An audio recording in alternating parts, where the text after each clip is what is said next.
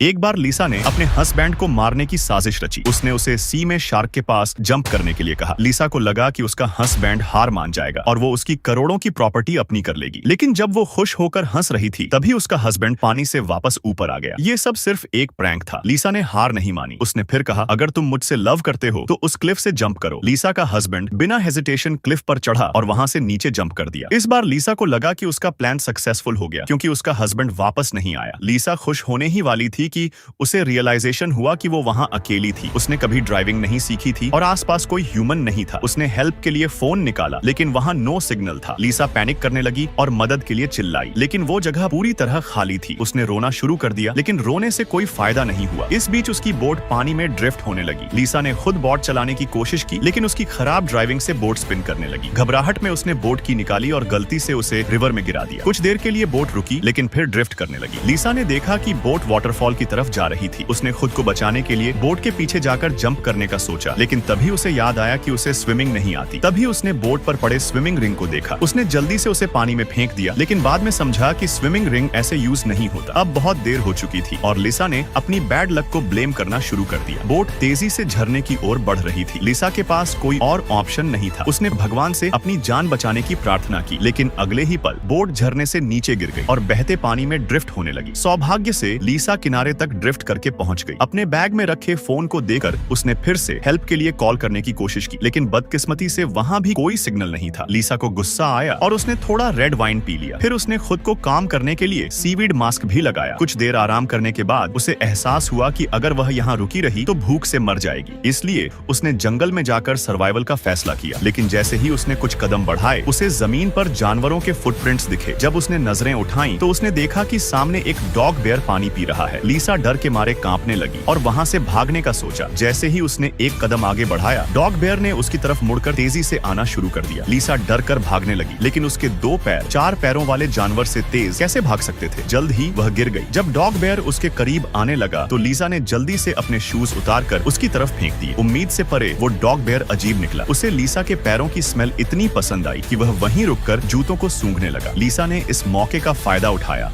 और वहां से भाग गई लेकिन असली खतरा अभी बाकी था। जैसे ही रात हुई जंगल का टेम्परेचर बहुत लो हो गया। खुद को बचाने के लिए उसने प्रिमिटिव लोगों की तरह जमीन में गड्ढा खोदने की कोशिश की लेकिन आग जलाने में नाकाम रही। उसे ठंड से बचने के लिए रैबिट की तरह कूदना पड़ा ताकि शरीर गर्म रहे। इसी बीच उसने जंगल में एक फरी चीज देखी। डर के मारे वह बिना कुछ सोचे भागने लगी लेकिन इस छोटे फॉरेस्ट में भागने के लिए ज्यादा जगह कहाँ थी। कुछ ही देर में वह जमीन पर गिरे ब्रांचेस से टकराकर गिर गई। जब लीसा होश में आई तो उसने पाया कि वही फरी चीज उसके पास खड़ी थी। लीसा ने देखा कि वो फरी चीज कोई और नहीं बल्कि एक प्यारा सा व्हाइट टाइगर था। व्हाइट टाइगर को भी समझ में आ गया कि लीसा भूखी है, इसलिए उसने उसकी अटेंशन खींचने के लिए जोर से आवाज लगाई और उसे पहाड़ों और पानी वाली जगह पर ले गया। वहाँ लीसा को जमीन पर बहुत सारे छोटे मशरूम दिखे। उसने बिना यह सोचे कि वे पॉइजनस हैं या नहीं उन्हें तोड़ा और कार्ड से काट दिया। फिर परफ्यूम से ठंडा करके खा लिया। हालांकि उसका टेस्ट अच्छा नहीं था लेकिन जैसे ही उसने खाया उसे चक्कर आने लगे। पता चला कि मशरूम्स जहरीले थे। सौभाग्य से मशरूम्स का पॉइजन बहुत स्ट्रॉन्ग नहीं था। लीसा पूरी रात सोने के बाद ठीक हो गई। अगली सुबह लीसा ने फिर से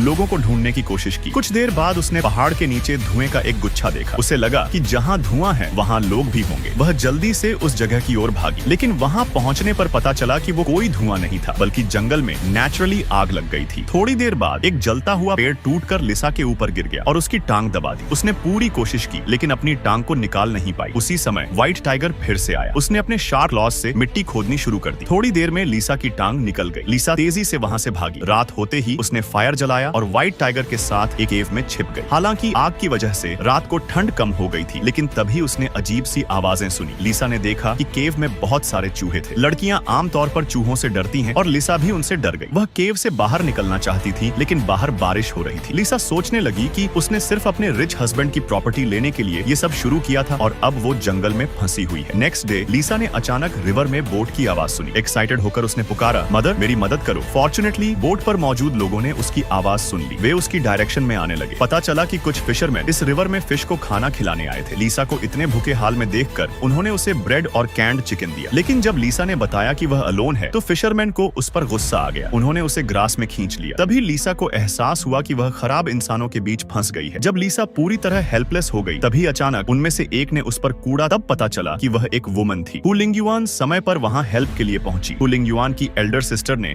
उस वुमन को वहां से बाहर निकाला, लेकिन तभी पीछे से एक बोल्ड थीफ उनका पीछा करने लगा। उसने उन पर गन से अटैक भी किया, लेकिन एल्डर सिस्टर बिल्कुल भी पैनिक नहीं हुई, जबकि लिसा डर के मारे सहम गई थी। दोनों बोट्स अब रिवर में थी। एक स्पीड और पैशन की रेस शुरू हो गई। जल्द ही एल्डर सिस्टर की बोट स्मोक से भर गई। सर्वाइवल के लिए एल्डर सिस्टर ने जल्दी से बोट को शोर पर स्टॉप किया और लिसा से जल्दी भागने को कहा। उस समय लिसा इतनी स्केर्ड थी कि वह बोट से उतरने को तैयार नहीं थी। मजबूरी में एल्डर सिस्टर ने लिसा को नीचे खींचा। जैसे ही वे वहां से भागे, एक बड़ा एक्सप्लोजन हुआ। एल्डर सिस्टर ने लिसा से कहा, जल्दी भागो, नहीं तो पीछे वाले खराब इंसान पकड़ लेंगे। लेकिन कई दिनों से हंग्री लिसा भागने की हालत में नहीं थी, बल्कि उसने अपनी एल्डर सिस्टर पर ब्लेम लगाना शुरू कर दिया। लिसा ने कहा, अगर आप नहीं होती तो शायद मैं सर्वाइव कर जाती, लेकिन अब अगर ये खराब इंसान मुझे पकड़ लेते हैं तो मैं बच नहीं पाऊंगी। इस पर एल्डर सिस्टर को गुस्सा आ गया। उसने लिसा को एक जोरदार स्लैप मारा और उसे कड़ी लेसन दी। मार खाने के बाद लिसा को आखिरकार समझ आया और उसने उसके साथ भागने का फैसला किया। फिर दोनों एक झरने के पास पहुंचे। वहां नहाते हुए उनके शरीर की मिट्टी धुल गई। इसके बाद पूरी टीम जंगल में चलने लगी। सौभाग्य से कूलिंग गार्डन को जंगल में जीने का तरीका आता था। उसने जल्दी ही कुछ बच्चे पकड़े और लिसा को एक स्वादिष्ट खाना खिलाया। फिर दोनों सोने चले गए। अगली सुबह बड़ी बहन ने जाल बनाने शुरू किए। उसने लकड़ियां इकट्ठा कर आग जलाई। उसका सोचना था कि बदमाशों का गैंग धुएं को देकर यहाँ आएगा, और जल्द ही वही हुआ। गैंग ने आते ही बड़े बहन के बनाए जाल में फंस गए। अगले ही पल एक बदमाश पेट में छेद होकर गिर गया। इसी समय गैंग के नेता को एहसास हुआ कि वह फंस गया है। बड़ी बहन ने लिसा को उनके साथ भगाने की कोशिश की। उसने पूरी ताकत से नाव को धक्का दिया, लेकिन जैसे ही कुछ गलत होता दिखा, लिसा ने जल्दी से नाव खींचने की कोशिश की, लेकिन इसका कोई फायदा नहीं हुआ। गैंग के बदमाश तुरंत पहुंच गए और एक गोली बड़ी बहन के सिर पर मारी। सौभाग्य से बड़ी बहन ने आखिरी सांस में नाव को पानी में धक्का दे दिया। लिसा ने उसे पकड़ने की कोशिश की, लेकिन डर के मारे कुछ कर नहीं सकी। जब उसने देखा कि लिसा भाग गई है, बड़ी बहन ने अपना सिर झुका लिया। उसने कभी सोचा भी नहीं था कि लिसा इतनी बेशर्म निकलेगी। लिसा नाव पर बैठकर वहां से चली गई और गैंग ने बड़ी बहन को जंगल में खींच लिया। गैंग के नेता ने अपने भाई को उसे टॉर्चर करने का हुक्म दिया, लेकिन बड़ी बहन डरी नहीं। उसने कहा कि उसके पास पहाड़ के देवता का संरक्षण है। अगर उसे नुकसान पहुंचाया तो गैंग के पूरे परिवार को श्राप लगेगा। नेता को यकीन नहीं हुआ, लेकिन जैसे ही बड़ी बहन ने आसमान की ओर झुककर प्रार्थना की, जंगल में हलचल शुरू हो गई। यह देखकर गैंग के लोग घबरा गए। इसी बीच लिसा, जो भाग गई थी, अचानक वापस आ गई। दोनों ने मिलकर सारी समस्याओं को हल कर दिया और वहां से भाग निकले। कहानी के अंत में लिसा ने अपने पति की संपत्ति संभाल ली और बड़ी बहन को धन्यवाद देने के लिए उसने उसे हर दिन बाहर ले जाना शुरू किया। 1 महीने बाद लिसा फिर से जंगल में आई और जिसने उसकी जान बचाई थी उसे व्यक्तिगत रूप से धन्यवाद दिया। तो कहानी यहीं पर खत्म होती है। लाइक सब्सक्राइब कर देना। मिलते हैं अगले वीडियो में। Bye bye.